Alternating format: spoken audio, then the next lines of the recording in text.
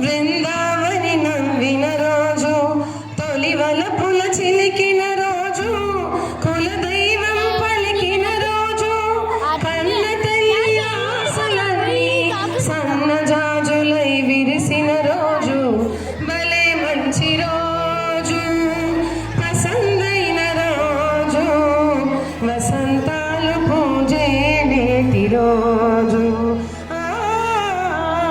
వసంతాలు పూజే నేటి రోజు.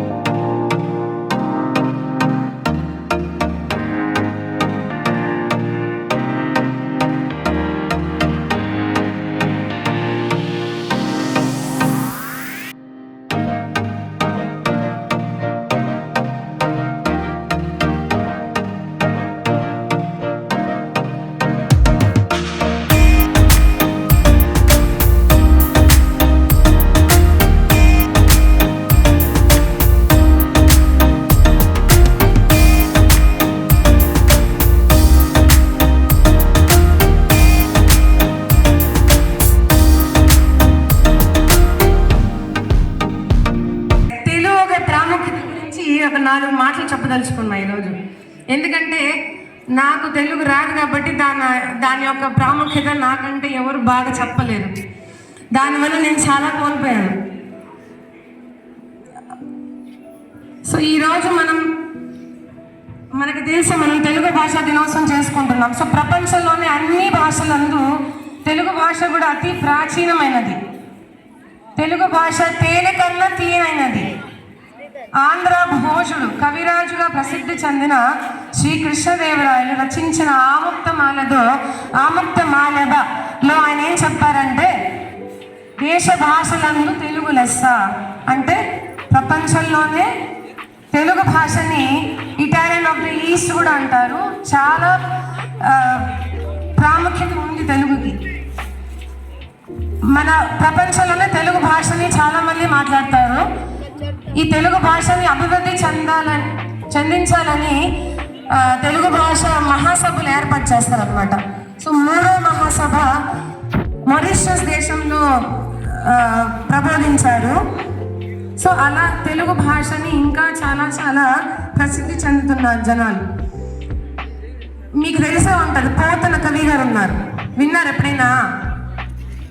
సో ఆయన భాగవతంని తెలుగులో అనువదించి శ్రీకృష్ణ పరమాత్మకి అంకితం చేశారు. అయితే ఆయన గురించి ఒక మంచి పద్యం ఉంది. కలము చేత బట్టి కావ్యము రచించే, హలము చేత బట్టి పొలము దున్నే, కలము హలములందు ఘనుడు రాపోతన్న, లలిత సుగును జాల తెలుగు బాల. గట్టిగా కరతాల పిల్లలతో రూపా మేడం పద్యం చెప్పింది అంటే థ్యాంక్ యూ సార్. రేపటి నుంచి పనికుమార్ సార్కి రూపా. శ్రీ కృష్ణదేవరాయలు ఆస్థానంలో మనకి అష్టదిగ్గజాలు ఉండేవారు. ఆ అష్టదిగ్గజాల్లో ఒకరు అలసాని పెద్దన.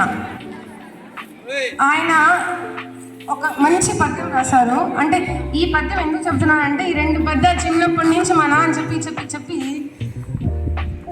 మాకు తెలుసు కానీ ఎందుకే రాసి చదువుతున్నా. ఇక్కడ ఏంటంటే ఒక మంచి విషయం, ప్రవరుడు అనే ఒక బ్రాహ్మణోత్తముడు ఉన్నారు. ఆయన కొన్ని మహర్షులకి సేవ చేసుకొని వాళ్ళ చేత వరం పొందారనమాట.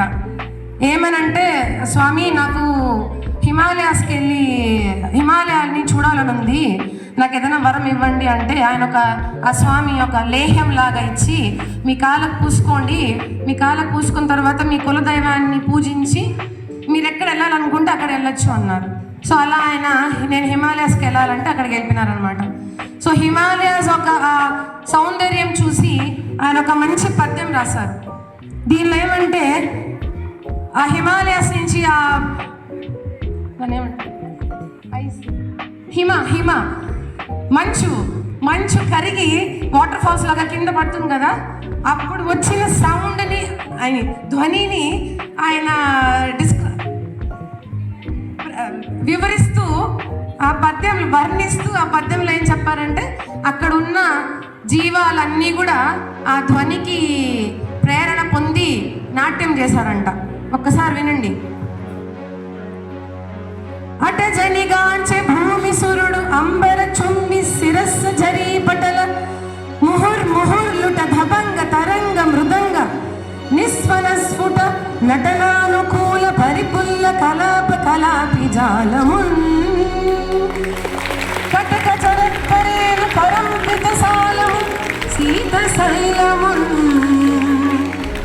ఇక్కడ అతిశోక్తి అలంకారం కూడా ఉంది. ఎందుకంటే